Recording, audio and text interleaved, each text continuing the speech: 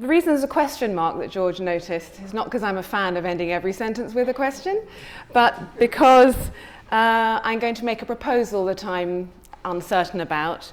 I'm certain there is such a thing as epistemic inequality, but the proposal I'm going to make at the end, having gone through a few examples, is a proposal that we might think about a certain sort of epistemic contribution that I call social epistemic contribution as a basic human capability along the lines that Amartya Sen and then Martha Nussbaum have developed as an international theory of, and the condition of justice. And I'm uncertain about that. I merely put it before you for your consideration. And now, which arrows? There we are. In general, I found it useful in thinking about the intersections between epistemology, ethics, and our political life to start with the negative and to be fairly explicit about this as a methodological approach, to look at injustice first rather than justice, inequality rather than equality. And in fact, this finds its precedent in virtue theory too. It's very useful to think of virtues in general, as Philippa Foot once suggested, as the things that help us stave off certain natural pressures towards egotism, selfishness, etc. And I think of a lot of social values, certainly equality and justice, as being of that kind, that they are, as it were, success terms, that if you can achieve justice or equality in some patch of society or in some stratum of our activity in society, then that's because you're successfully holding off certain sorts of pressures for collapse into injustice and collapse into inequality. And the pressures, I take it, come from very basic features of human nature, that there's a sort of will to power, that there is prejudice, that we often operate under conditions of competition, and so there are these natural endemic pressures towards collapsing into the negative versions of these things. And that means, although somebody could perfectly well define epistemic equality or any kind of equality and justice without explicit reference to their failure, I would suggest that a full conception and certainly an understanding of the nature of these success states in society requires us to understand what sorts of pressures are being staved off.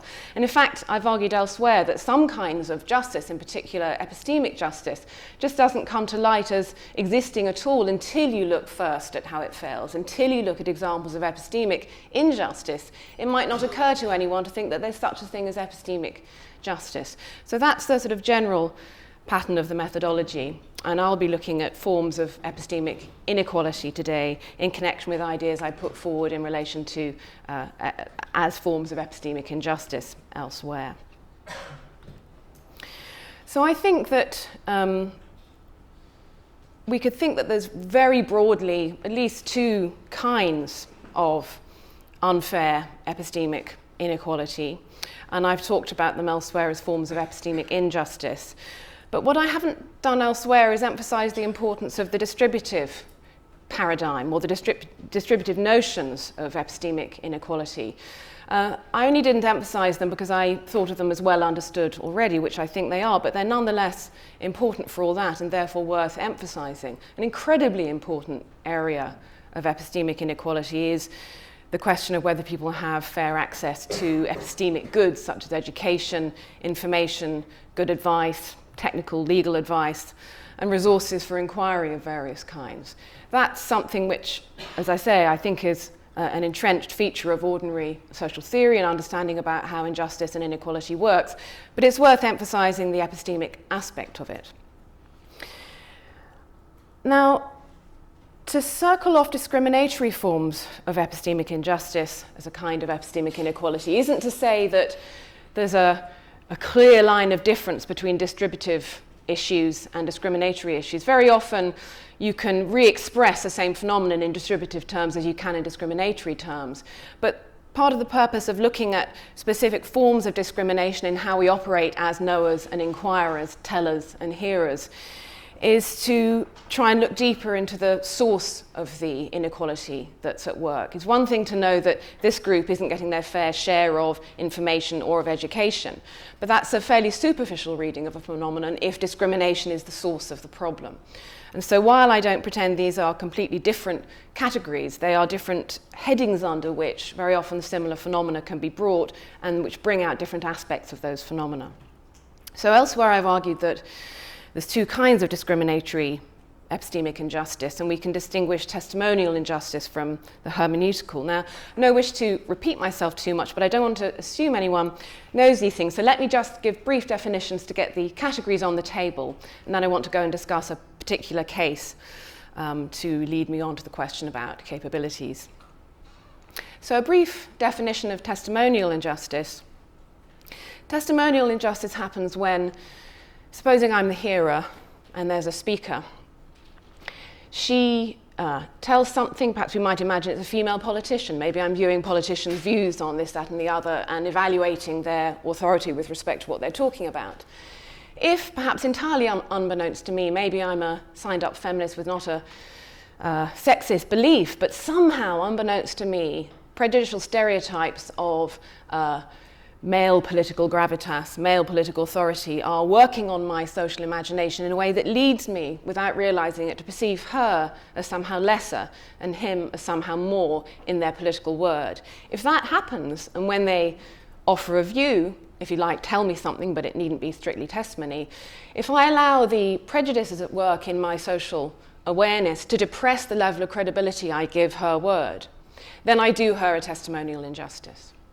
And so testimonial injustices often come about without our intending them to happen at all, just because of the stealthy nature of prejudice and how it works on us below the level of belief without our permission, if you like.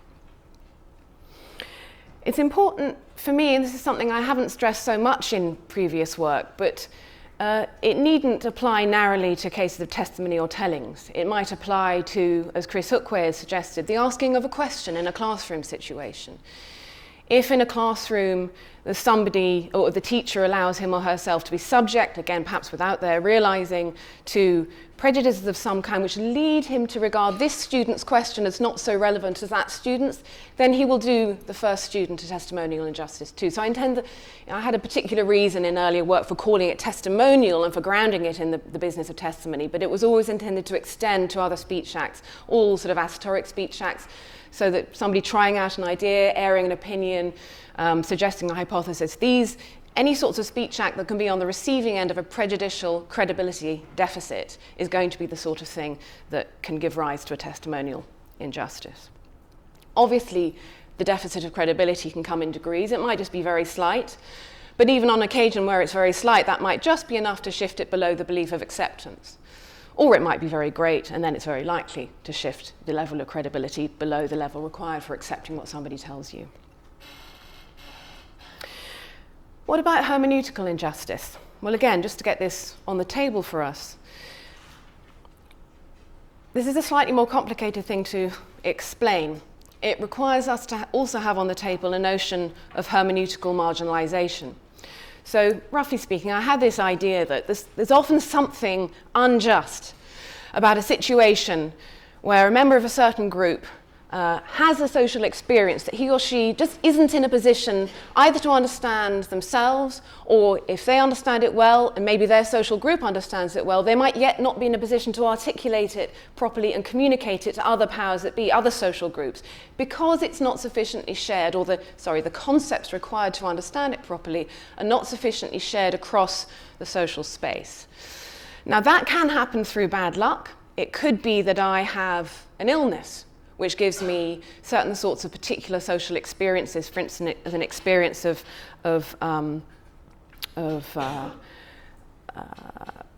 inability to concentrate, let's say, where it so happens that the medical condition I've got, just through bad luck, is not yet well understood.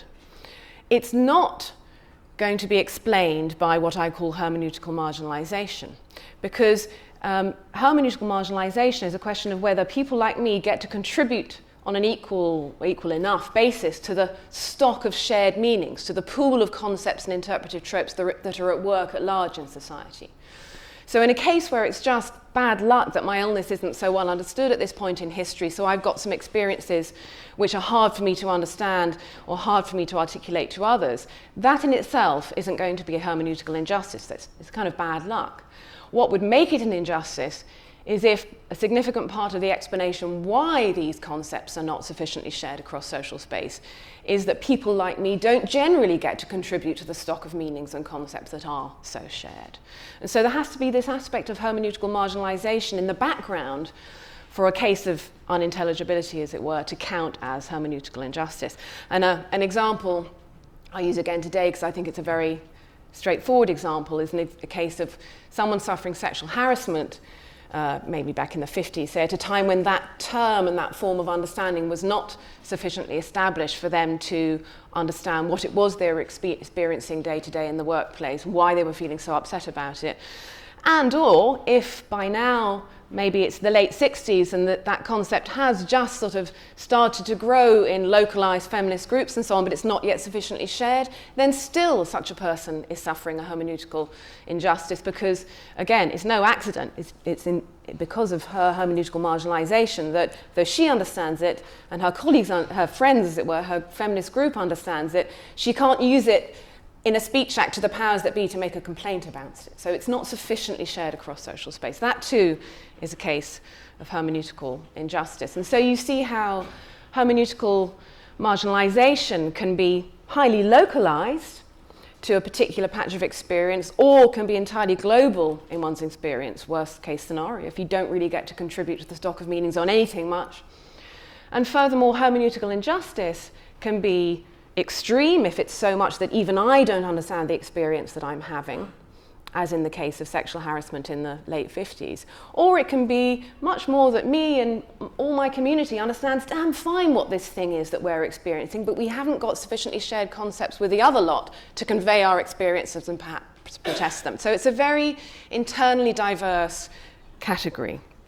But I think it's still sufficiently unified in form because we've got this idea that it's roughly a deficit of intelligibility owing to hermeneutical marginalization. So that's the unifying factor. Okay, so with those two terms just on the table, I want to explore a particular example, a very sad example from British history, of which some of you will know of. There was an 18-year-old young man, a black man, who was murdered in 1993 by a gang of young men, white men, in southeast London, in Eltham. And it was an explicitly racially motivated murder. In fact, these two young friends were waiting at the bus stop and they heard some shouting from across the road by the 5 or 6, it's still not known exactly how many of them there were, young white guys. And it resulted in Dwayne Brooks running away somewhat, calling to his friend Stephen, come on Stephen, we've got to go. But Stephen Lawrence didn't run, or not so far, and he got caught up with by the gang of white youths. And he was stabbed, several stab wounds, and eventually died of those stab wounds later that evening at the scene. Dwayne Brooks, a fellow victim of the crime therefore, but who had escaped stabbing, was also the prime witness, the chief witness to the crime. Obviously, no ambiguity about that. And what happened was that as diagnosed by the government independent inquiry commissioned by the government later on, which was published in 1999, called the Macpherson Report, was that the police officers arrived at the scene and perceived both Dwayne Brooks and Stephen Lawrence according to a racialized negative stereotype, that they were probably part of the trouble. This is probably a gang stabbing, they were probably part of things. In fact, they'd just been standing innocently at a bus stop. And owing to that prejudicial perception of these two young men, the police, among other things, failed to ask Dwayne Brooks any questions at all at the scene of the crime. And it's said that when he did try, and of course he's in a terrible state, he's watching his friend bleed to death before him on the pavement and is furious that the police don't seem to be trying to hurry along the ambulance. The police arrived before the ambulance did. So he's in an incredibly heightened state. And they failed to calm him, and there's an explicit police protocol that any victim of a crime, which he was, is supposed to be calmed and helped, and they didn't treat him in that way. He was also the chief witness and was not treated in that way either. And the Macpherson Report is a very interesting and well done document, and I really read the philosophy almost off the surface of the report, actually. But let me just read out this little section of the report. The officers failed to concentrate upon Mr. Brooks and to follow up energetically the information which he gave them. Nobody suggested that he should be used in the searches of the area, although he knew where the assailants had last been seen. Nobody appears properly to have tried to calm him or to accept that what he said was true. To that must be added the failure of Inspector Stephen Groves, the only senior officer present before the ambulance came, to try to find out from Mr. Brooks what had happened. It couldn't be simpler. They did not perceive this young man as a source of knowledge. They perceived him as part of the trouble, and the explanation, as is made manifest in the Macpherson report, is a prevailing what came notoriously to be called institutional racism on the part of the Metropolitan Police, whereby white and black officers, according to some of the testimonies taken from the members of the Black Police Association, were somehow insidiously party to all sorts of prejudicial racial stereotypes which caused them to perceive any black person they meet at a crime, certainly any young black man they see at a crime, as part of trouble. And in fact, you read on, the way that Stephen Lawrence's parents were treated throughout is appalling, and it's a long and difficult saga whose history you can read up elsewhere. But I'll just focus on what happened at the time. Later in the evening, I should say, Dwayne Brooks was interviewed, and he was asked whether he wanted to have the interview there and then. He wasn't required to do it at night, and he was also asked whether he wanted to have someone else present, whether his mother, for instance, would be present. So they did get his testimony properly later, but they totally failed the crucial opportunity to get evidence at the scene of the crime. So they could have discovered where these people had gone and so on, and followed up other evidence and other testimonies, and they failed to. And for many, many years, that meant there was no prosecution, though some of you may know there was, I think in more recently, I think 2012, a prosecution of joint enterprise where 2 of the assailants were prosecuted for the murder. So, thinking about this sad example, I want to focus on the epistemic aspect of it and give the sort of diagnosis. Fairly obviously, I think it's a case of testimonial injustice. I've described it as such, that Dwayne Brooks, when he tried to tell the police things, he received a deficit of credibility owing to the operation of the racial stereotype on the police's part. He was also on the receiving end of what I call preemptive testimonial injustice, which is that they didn't ask him anything. You're subject to preemptive testimonial injustice if prejudice in the perceptual and cognitive faculties of your hearers, your interlocutors, means that they don't even ask you your view. You don't even get the chance to receive a credibility deficit, as it were. Dwayne Brooks did, because he was demanding, he was telling them things. So basically, they didn't ask him stuff, and when he did demand and tell them things, he received a deficit of credibility. So he was on the receiving end of both kinds of testimonial injustice there. I'd also like to think about this case in connection with the phenomenon of hermeneutical injustice in a slightly extended way, because of the introduction into a much sort of wider use, which the Macpherson report did, of the notion of institutional racism. The notion existed before, and I have absolutely no doubt that communities on the receiving end of all forms of racism had a very clear idea of how institutional racism functioned, but it had not reached the kind of collective use and institutional use that was required for it to do a lot of work for anybody, for instance, to be the sort of thing someone could complain about in their workplace or complain about in how they were treated by the police. And so this example provides us with some materials to think about hermeneutical injustice too. Dwayne Brooks's experience, insofar as it was, among other things, an experience of institutional racism, no doubt it was an experience of the plain interpersonal racism too, I don't rule that out, but at the very least, institutional racism as diagnosed by Macpherson, that meant that the type of experience he was having there, being ignored, sidelined, held perhaps in some contempt by the police, at least the investigating officers, was not an experience for which there was a ready conceptual label that could be used across social space. And insofar as that's the case, there was a conceptual lacuna, a gap, where the notion of institutional racism needed to be inserted into much wider use. And so the example illustrates that phenomenon too, if we look at how it panned out after Macpherson.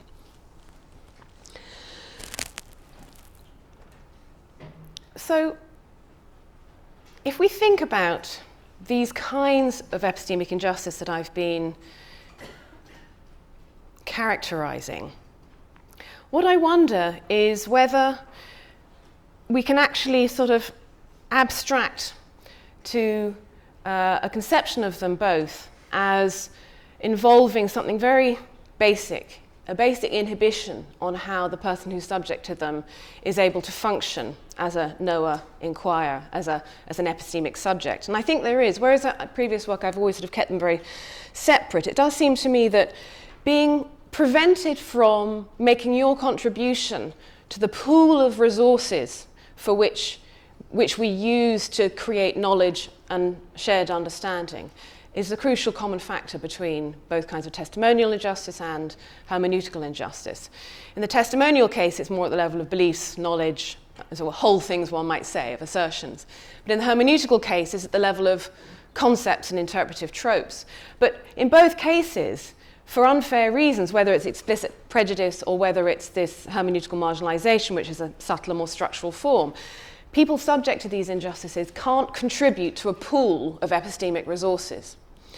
And I've started to wonder whether this really is an extremely basic and sufficiently unified sort of capability to counter something that we ought to turn our attention to as a basic human capability, a distinctively epistemic one. It's rather abstract, but it comes out in these extremely concrete forms. And it has a great reach in terms of the things we need in society to flourish and to achieve any sort of equality. And the two examples of its reach I just want to briefly go through with you are two political values, one freedom of speech and the other non-domination. Now, one doesn't normally think very explicitly about epistemic function of this kind, epistemic, what I'm going to call social epistemic contribution, as a condition of freedom of speech or as playing any particularly important part in the liberal case for the importance of freedom of speech. But it's fairly explicit. It's close to explicit in Mill, and I just want to make it very explicit for us to put it on the table. So in On Liberty, Mill says this famously: assuming that the true opinion abides in the mind, but abides as a prejudice, a belief independent of and proof against argument, this is not the way in which truth ought to be held by a rational being. This is not knowing the truth. Truth thus held is but one superstition the more, accidentally clinging to the words which enunciated truth. I like his tone, sounding rather Kantian. This is not the manner in which a rational being ought to hold a truth. What's he on about? People have often talked about this defense of freedom of speech in terms of being an instrumental argument related to the value of truth. But others have rightly pointed out, really, it's actually related to the value of knowledge, as this little extract reveals. I think Mill's argument for the importance of freedom of speech is an instrumental argument according to which we must have freedom of speech, because otherwise we won't know things collectively. And the connection with Kant is more and more obvious when you remember that Kant's, at least on a constructionist view, Kant's conception of the whole authority of reason itself is that every critical thought will come to the fore. Reason is what you get, both theoretical and practical, when every single point of view finds representation in the forum of discussion. Well, in Kant, it's a very abstract ideal, but in Mill, it's meant to be a concrete ideal aim we can actually organize society to maximize. And what we're trying to maximize, as this makes clear, isn't truth, it's actually knowledge. Now, collective knowledge, I don't particularly want to emphasize collective as in, plural subjects and so on, just knowledge that is held in society by individuals and or by groups, is something that requires every critical thought, or just about every critical thought, to come to the fore in order that we do have a proper grasp of the grounds for the truths that we have hit on. And obviously, well, at least it seems obvious to me, I hope it seems obvious to you, if there is either kind of epistemic injustice and the kinds of epistemic inequalities that lie behind them operative in that society, we won't have all the critical thoughts coming to the fore. Either because, not just because some people will be drowned out or they're not allowed to say things, those are important arguments too, and that's what's often emphasised, but also, as I want to emphasise, because in order to be heard, people need to be heard without prejudice. In order for the grounds for a piece of knowledge to come through, it needs to be not just expressed without punishment, but expressed and fully understood, and its import for the doxer to be grasped by others without prejudice, which means that testimonial justice is a condition for this sort of argument for freedom of speech to work. Similarly, hermeneutical injustice, if that is at large in a significant patch of society, for instance, if we take the example of a certain experience of racial prejudice which is purely institutional, and so let's try and let me be a bit more explicit that what I think has been usefully introduced into more common and institutional consciousness in the UK since the Macpherson report is that there can be institutional racism in the absence of any, as it were, hot, active prejudice on the part of individuals within the police force. So you can have these institutional structures and habits which produce racist results, even if there isn't any active racist motivation on the part of the individuals in the police force. So an accusation of institutional racism needs to be understood as separable in principle, though often it won't be, but separable in principle from an accusation of other kinds of racist attitude on the part of individuals who are dealing with one. Now that being on the receiving end of institutional racism before that concept is sufficiently established in institutional practices of complaint and so on, means that you know, your thoughts, your voice, your experiences are not going to come to the fore in this common forum in which free speech is meant to be operating. And so there isn't a freedom of speech, and the argument of, at least in that locale, and the argument for freedom of speech that it will produce knowledge will fail. There's a great patch of the social world to do with the operation of institutions around race, which is not going to be known about because these voices are not coming through owing to hermeneutical injustice. So I just think it's worth making very explicit when you have liberal arguments that depend on the idea that, oh yes, everybody's voices will come to the fore. What does that actually mean? And what does it mean procedurally for institutions and how they make it happen? I don't have an answer to the practical question about procedure.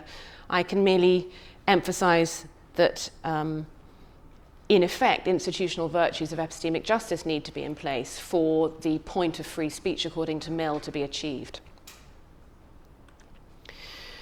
A different area where the importance of the kinds of epistemic equality that we're wishing for should be operative, but often it's not really noticed so much, and again, worth making explicit. A particular conception of political freedom comes from Philip Pettit's Republican theory, and we don't need to agree with the particular Republican idea that the proper conception of political freedom per se is non-domination. We might agree with that, or we might just, as liberals, if we're liberals, think, well, you know, actually I think political freedom is best thought of in terms of negative liberty, but non-domination is a very, very important phenomenon, and anyone who values not being interfered with, as we might, this is the sort of stock phrase, not having your liberty interfered with, is going to value having a certain security against having your liberty interfered with, and that's what, according to Pettit, non-domination amounts to. So whether we like the Republican conception of political freedom, I present these arguments in the hope that we're all keen on the idea of non-domination regardless of our view of political freedom. So let me just remind us, the notion of non-domination is security against interference. How? Well, let's see. It's really a kind of status on Pettit's view. So I might count as dominated by my employer if she could, in fact, even if she never would, sack me on a whim with impunity. I don't have any recourse. I might be in a situation where I've got the loveliest employer in the world and I happen to know I'm indispensable to her and I'm confident she'd never sack me on a whim. But in fact, because strictly speaking she could, according to Pettit, I'm in a relation of domination. A sort of more sort of awful example, but one that Pettit discusses and I think is really important. It helps one see the importance of the relation that one's in, even if you can personally be sure the person will never do the bad thing to you. Is that prior to the time in the UK when rape within marriage became a crime, if a woman was married to a man, the loveliest man in the world, who would never hurt her in any way, nonetheless, the fact that he could, in fact, sexually assault her with legal impunity meant, on Pettit's view, she was dominated by him. She was, as his wife, in a relation of domination.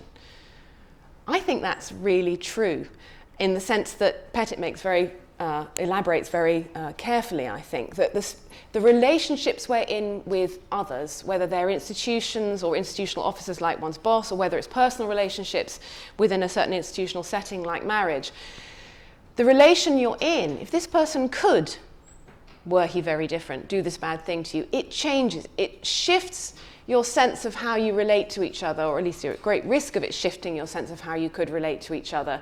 And it puts it makes us rely on trust and love or friendship or decency, things that we can't rely on the law for. And that I agree with Pettit, I don't know if you will, but I think that does have a general tendency to shift the actual interpersonal relations that are involved. And when bosses know, even though they never would, they kind of know they could sack you on a whim if they really wanted, they do kind of have a habit of treating you just a little bit differently because of that. And if push comes to shove, well, they might. So that's the Republican conception of domination and non-domination as a status, a relationship which depends on a counterfactual possibility of hurting you with impunity, no matter how unlikely, in fact, that counterfactual is. And I think it's a very powerful idea. And a crucial aspect of it, and one thing that's wonderful, I think, about Pettit's theory is that his whole conception of freedom and non-domination is very much, I would say, though it's not explicitly so, built on a conception of the negative, built on a conception of what the risks to our freedoms and liberties are. The risks are endemic, so we want a conception of how we protect ourselves repeatedly and as of right against the sorts of things that powerful bodies might otherwise be able to do with us. And so what's crucial to whether you count as dominated or not is whether you have the power to contest. I kept using the word just now, with impunity. So if my boss in fact does sack me on a whim, which could happen if the University of Sheffield or the head of my faculty suddenly gets really fed up with me, maybe she just tries to sack me on a whim, well, I could do something about it. I could contest. No status in the world is going to stop people doing bad stuff to each other, but if you can contest it, then when bad stuff happens, you don't count as thereby unfree. Whereas if you don't have the power to contest, you're just dominated when it happens. So if I'm sacked on a whim, I can contest, at least I haven't checked, I really hope I could, but I presume I could, then I could contest it. And that's what makes the kind of interference that goes on when somebody sacks me for no good reason different from somebody sacking someone with no contract just on a whim. I'm not dominated, though the bad things happened, whereas my counterpart, the bad things happened, and she is dominated because she can't contest. It's done to her with impunity. Now this, you can probably see where I'm heading, requires something else which is not mentioned by Pettit and which I think is worth making explicit, which is that contesting, and for him that's a success term, contesting needs to be propped up by certain sorts of institutional measures. He's very aware of this. But there's an institutional measure he doesn't mention, and that is that when contesters contest, or whether they have others who contest on their part, they need to be heard without prejudice, and they need to be understood. And so if an employer who's been sacked, not just on a whim, but maybe on a whim which is connected up with institutional racism, wants to go and contest this fact, then he or she better hope that there isn't either kind of epistemic injustice going on, either in the room or in the background in the case of hermeneutical injustice. He or she better hope that there is a term, institutional racism, which is going to be understood, not just by him and his colleagues, but across institutionally for the powers that be so that it can actually constitute a protest and a complaint. And he better hope that he's heard without prejudice. And that those things, these epistemic or communicative aspects of contestation tend to get discussed without mention, I think is a pity, because they're crucially important aspects, whereas they're kind of taken for granted unless we bother to flag them up. And since I think, as it were, off stage, there is such a thing as institutional virtue, and we can make sense of what would be involved in setting procedures in place to actually make it be that a certain jury or a university or an industrial tribunal has a virtue of testimonial justice, has a virtue of hermeneutical justice, then I think, the more we make these things visible, the more we can see what to do about them institutionally. And so I make them explicit. But my purpose in mentioning freedom of speech and non-domination today is more particularly to try and make a case for what great sort of reach this phenomenon of epistemic inequality has, how it permeates aspects of whether we have free speech or not, permeates aspects of whether we're dominated or not, and on some views whether we have political freedom or not. And so it looks to me like a candidate for something that should be on the list of basic capabilities. Now, I've put up Nussbaum's list of capabilities here just to remind us what they are. I won't go into them in detail. Life, this is largely a notion of not having one's life cut short, etc., kind of physical notion. Bodily health, bodily integrity, understood particularly as security against physical assault, sexual assault, and so on. Sense, imagination, and thought. Okay, that's the closest one to anything epistemic. We have emotions, to an emotional life.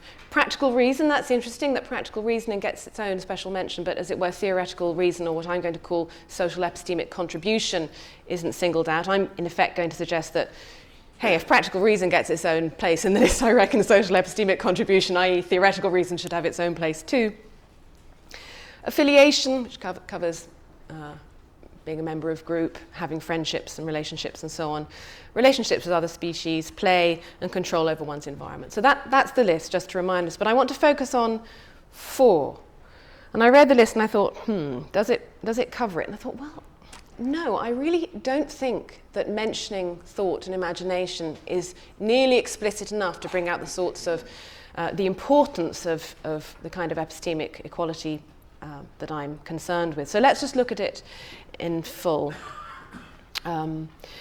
Sense, imagination, and thought. Being able to use the senses to imagine, think, and reason, and to do these things in a truly human way, a way informed and cultivated by an adequate education, including literacy and basic mathematical and scientific training. Being able to use imagination and, thought, in connection with experiencing and producing self-expressive works and events of one's own choice, religious, literary, musical, and so forth. Being able to use one's mind in ways protected by guarantees of freedom of expression with respect to both political and artistic speech, and freedom of religious exercise. Being able to search for the ultimate meaning of life in one's own way, being able to have pleasurable experiences and to avoid non-necessary pain. I don't fully understand the unity of these ideas, especially when one gets to the bottom of this, but we won't worry about that for now. Our concern is whether sense, imagination, and thought is a heading under which we should just sort of insert social epistemic contribution of the kind I'm talking about, the contribution of concepts, meanings, interpretations, and contribution of our beliefs, and with luck, items of knowledge that we've got. I don't think so. I think this is an almost explicitly individualistic conception of the value of thought and freedom of thought. And that is highly valuable, and I haven't got a problem with the importance to individual human flourishing, that individuals are indeed able, if they so choose, to exercise this particular capability in the form of a concrete functioning whereby they write a book or read a book and talk about it, think imaginatively about the meaning of life, think whatever thoughts they like. These are all incredibly important things, and think and freedom of expression she's got in there, so it also has this communicative aspect. But this does not speak to the difficulties, the pressures which are against people, especially in powerless groups and groups against whom prejudice tends to operate. As regards their actual capability to contribute to the pool of concepts, meanings, ideas, beliefs, knowledge from their own experience, from their own point of view. And that seems to me something that's a distinctively social epistemic function, which is not captured in this much more individualistic sort of expressive conception of what one ought to be entitled to and what one would be entitled to in a just society. So I would like to simply suggest or propose to you, tentatively I suppose, that if we think about the different kinds of epistemic injustice I've talked about and how they are all forms of epistemic inequality, and they're different forms, of course, which are worth differentiating and exploring in their sort of different detailed ways in which they actually get manifested. But nonetheless, if we fuzz up our eyes a bit and we see there's actually still a basic epistemic capability here, which is the social capability to contribute to the pool of resources for knowledge and understanding, that's something, because of the social reach that it has, because of the many different ways it can disadvantage one if it's taken away from one in a particular area of one's social activity, that it would be worth thinking about that capacity, a distinctively social capacity, being on the list of basic human capabilities. Thank you very much.